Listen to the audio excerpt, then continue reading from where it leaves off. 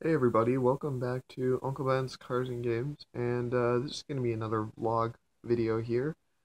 Just more of an update this week than anything else. If you've been watching my channel, no, there hasn't been a whole lot of content development over the last little while, a week or so, and it's just because I've been swamped with the move there that I mentioned before in previous vlogs. I was moving. Um, that's complete in the new studio, so to speak. Now we're in my new room, so gonna probably do most of my filming through here now instead of through some of the other rooms in my old house I was using. And yeah, that's pretty much why the content's been kind of slower lately. Apologize for that. There was no time really for me to do the new stuff for this week, and I tried to get it filmed the day we were switching over to the new house and try to knock that out, and then end up having to stop to go do a bunch of errands, and then it just that was the same thing day after day as I just kept waking up and going to do that stuff, and then every other day it was go to work instead. So, yeah, I haven't really had the time since we moved in to do much of anything. But that's why I'm here now, is now I can. I'm hopefully now that we're a little more settled in, video should be rolling back out to normal time. I need to go back and gather. I think what I might do is just try to pace back to Monday for the news and do the Monday to Monday, like, or Monday to Sunday, I guess. News report like I was doing before. So just kind of skip a week of the news there and kind of gloss over that one just because there's not a whole lot of time for that. There wasn't really time for that one. Um, Big things with the Outer World. Pebble Beach is coming up now. Games World, Gamescom was last week, so a lot of big stuff out of each of those. Maybe I'll subtitle that announcement. You know what? Let's discuss some of that a little bit actually within this video. Pebble Beach is just starting up, so we're not going to talk about that. But let's have some Gamescom discussions because I guess blogs would be the best way for me to bring that up. Anyways, it's not. I'm not going to go over news articles for it. So yeah. So how was Gamescom? Gamescom 2015. Microsoft had a huge presence there. A couple things bounced up from EA and things like that. They had their own conference, but Microsoft's press conference was a big deal because E3 was a lot of their this is what's happening right now in 2015 thing, which was a big thing that made people kind of prefer it over Sony's because a lot of Sony's exclusives aren't coming out until 2016.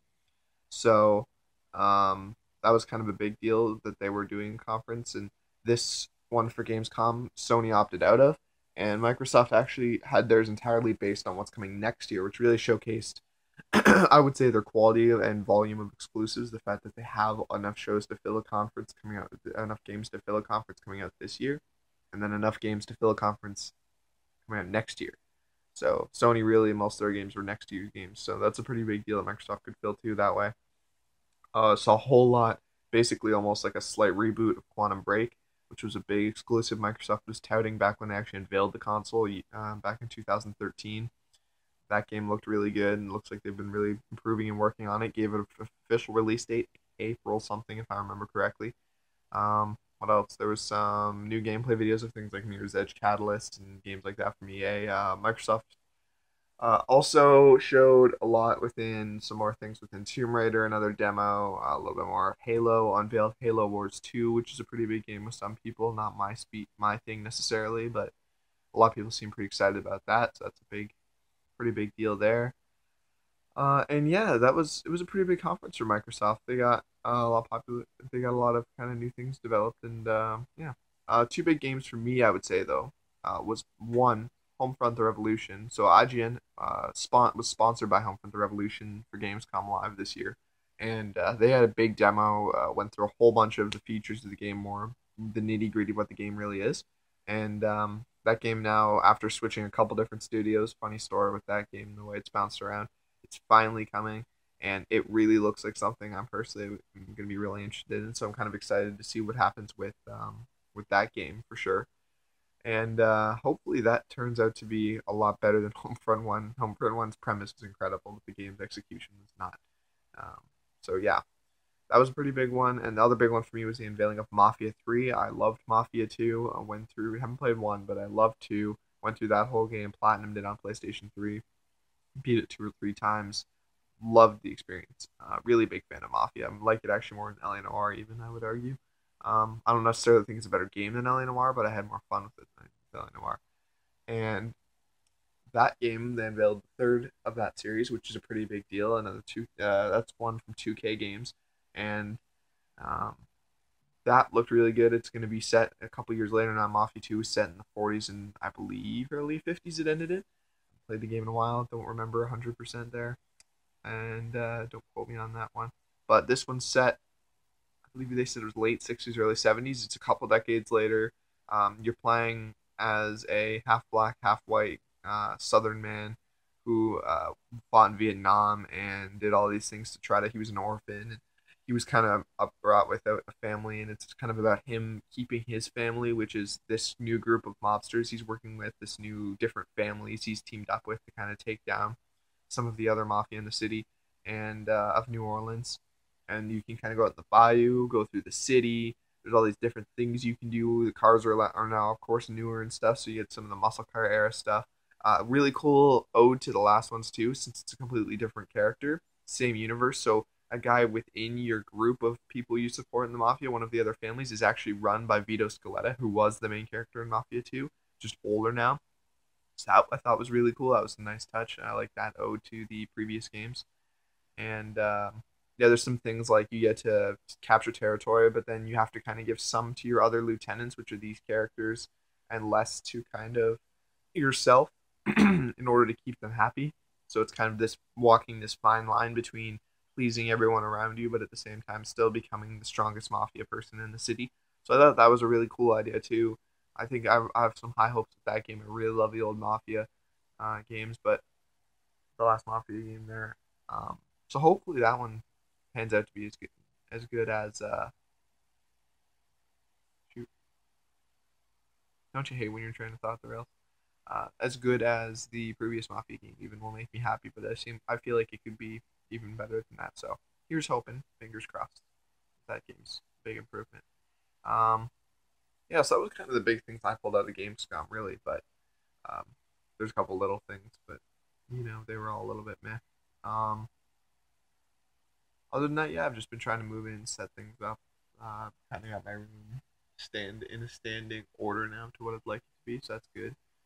I'm still working, still over at that Pioneer Gas. People like to ask me. Um, that's basically all we've got this week for updates. What else?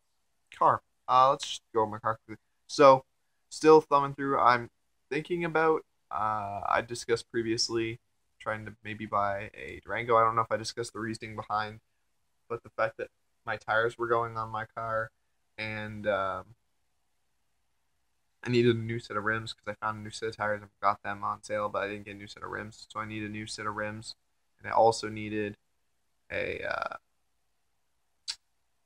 I needed a set of rims for my car, but then at the same time I was talking about maybe going and buying a Durango, so I was kind of thinking, and I need to fix a problem in my engine. And I was thinking maybe this Durango, solved the problem in the sense that if there's something wrong with my car, I just don't drive it. And I'm kind of trying to be a little more practical. Our new driveway, too, only holds two cars. We already own two. So theoretically, if I get this thing, I literally can't even keep it on my property. Might need to leave it over at my aunt's house. It's a couple minutes down the road. Or I'm going to have to park it up on our grass, which people really appreciate a bit in this neighborhood. Um, I at least can do it because it will curb. We have these concrete finished curbs along the sides of our driveway, and I can just hop it right on over those because truck. So I found another one of those in the city for pretty cheap. So I'm thinking about maybe picking it up because now it's just so obnoxiously cheap. If not, if this one doesn't look that good to me, I'm thinking what I'll probably end up doing is I will likely end up picking up the rims for my car shortly, throwing those on it with the new tires, and then kind of looking more towards winter to get the Durango going, like getting it maybe the end of this fall, just because I've got those rims that I want to get on. I want to get my lighting problem fixed. Where I don't know if I've actually mentioned that in the show, but the way that my taillights were wired in, if you turn on if you turn on my night lights, my turn signal stopped working on the back of the car for whatever reason. It's a wiring issue. I was told it was probably a relay I needed, but I haven't talked to an electrical guy yet to get that fixed. So that's one I need to fix on the car. The misfiring problem I'm pretty sure I've discussed before, where rough idles, which is really common. It's runs a fuel lean in the first cylinder code, very common with Focuses. That one I actually think I found out it's my injector. I ran a bunch of injector cleaner, octane booster, and high grade fuel and 94 in it, and that seems to really help out the motor idling. So I'm thinking that must mean that it's a clogged injector because it was either likely that or a vac line leak. And if it was a vac line leak, my octane booster and my injector cleaner shouldn't have done anything, and somehow it's running better after running all that through the motor. So that makes me think. And I've been running premium only through it now, and it seems to be a little bit cleaner of a run. So I'm thinking that what's happening, and I get a little bit of a stuffed power band sometimes when I hit the gas, it kind of pauses. So I'm pretty sure all that's just the fact that fuel's not getting through my first cylinder really cleanly. So I'm gonna try to probably buy just a new set of I might just buy a full set or try to get off a wrecker or something, an old injector for my car. So that needs to be replaced. Um, Other than that, yeah, I guess I'll keep you guys updated. I need to go look at this other Durango at some point, and then my injectors I'd like to get fixed and my taillights and get some tires on the car. Um, Other than that, yeah, that's basically everything for this week, guys.